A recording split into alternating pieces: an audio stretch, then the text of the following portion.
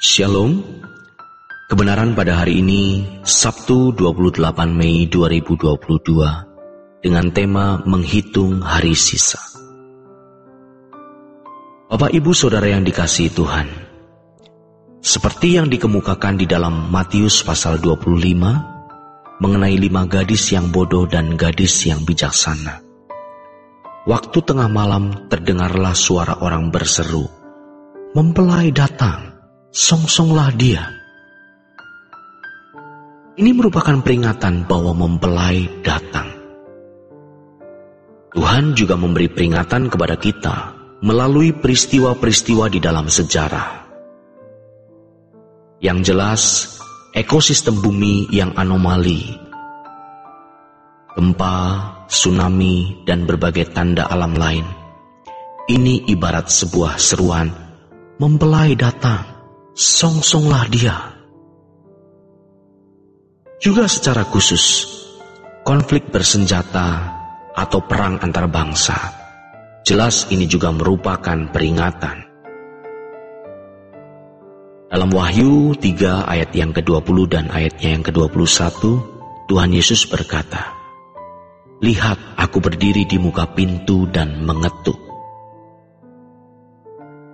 Ketukan itu juga merupakan isyarat, tanda bahwa Tuhan datang, mempelai datang. Saudaraku yang kekasih, kita harus siuman, supaya kita tidak terlena dengan kesibukan dan kesenangan diri, seperti hamba-hamba yang tidak tahu kapan Tuhannya datang. Ketika Tuhannya datang, Ia sedang memukul satu dengan yang lain, atau berkelahi satu dengan yang lain.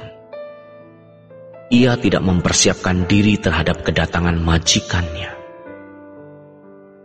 Kita sudah melewati masa menuai. Sekarang kita masuk pada masa penampian.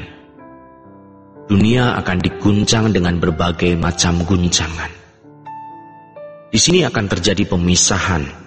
Orang yang hidup suci akan bertambah suci, tetapi orang yang jahat akan bertambah jahat.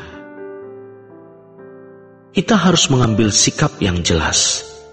Kita mau termasuk kelompok orang-orang yang disisakan atau bukan? Tuhan Yesus berkata di Lukas pasal 18, "Jika Anak Manusia datang, apakah Ia mendapati iman di bumi?" Kita mau menjadi kelompok orang yang memiliki iman di bumi. Tentu iman menurut standar Allah. Saudaraku yang kekasih, dengan tanda-tanda yang jelas ini, kita tinggal menghitung hari sisa. Orang tidak akan pernah menyadari sungguh-sungguh betapa dahsyatnya kekekalan atau kedatangan Tuhan, kalau tidak mulai sekarang kita membangun keyakinan terhadap apa yang firman Tuhan katakan. Marilah kita hayati terus-menerus. Kita sudah harus masuk ke suasana kekekalan.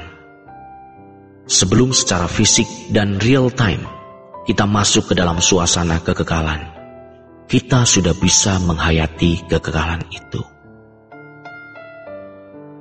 Tidak sedikit orang yang ketika masuk penjara, dieksekusi 5 tahun, 10 tahun, 15 tahun, 20 tahun, apalagi seumur hidup, terlebih lagi dijatuhi hukuman mati. Yang tidak bisa menerima realitas ini dengan mudah dan masih belum siap sehingga bertanya-tanya dalam pikirannya, inikah penjara? Tidak pernah dia pikirkan sebelumnya bahwa hal ini akan menimpanya waktu dia melakukan gratifikasi atau korupsi.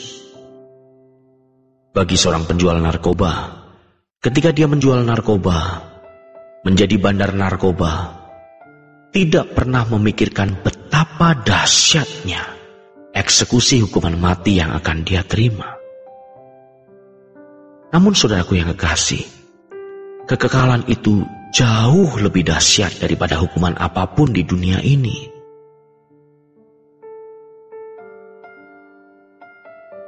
Ingat kisah orang kaya di Lukas pasal 16? Ketika ia melihat Lazarus duduk di pangkuan Abraham, sedangkan ia ada di tempat yang sangat mengerikan. Sulit baginya untuk menerima kenyataan tersebut. Tetapi kenyataan itu harus dia alami dan jalani. Maka dia berkata, "Bapak Abraham, suruh Lazarus mencelupkan ujung jarinya ke air dan meneteskannya kepada lidahku, karena aku sangat menderita." Saudaraku, jangan kita berpikir bahwa hal ini tidak akan pernah kita alami. Bisa saja kita alami. Dan Tuhan sudah memberi peringatan melalui firman-Nya. Mempelai datang, mempelai datang. Tuhan sudah mengetuk pintu. Ketukannya dalam bentuk gempa, perang, kelaparan, kesulitan ekonomi, krisis ekonomi. Ini ketukan Tuhan. Ini seruan. Dan inilah masa penantian. Orang yang mendengar seruan itu akan mendengar dan berjaga-jaga. Sementara yang tidak mendengarnya akan semakin tidak mendengar dan tidak tahu apa-apa. Hingga harinya, hari Tuhan benar-benar tiba. Tentu kita mau termasuk orang yang mendengar, yang karenanya firman Tuhan ini disampaikan. Saudaraku yang kekasih, kita tinggal menghitung hari sisa. Dan di sisa hari yang Tuhan berikan ini, hendaknya kita serius mempersiapkan diri. Kita bisa berkata saja mengamini dan setuju dengan apa yang disampaikan ini. Tetapi setelah membaca pemberitaan firman Tuhan ini, bisa saja kita kembali lagi ke irama hidup hari-hari kita. Dan tidak pernah mempersiapkan diri dengan baik.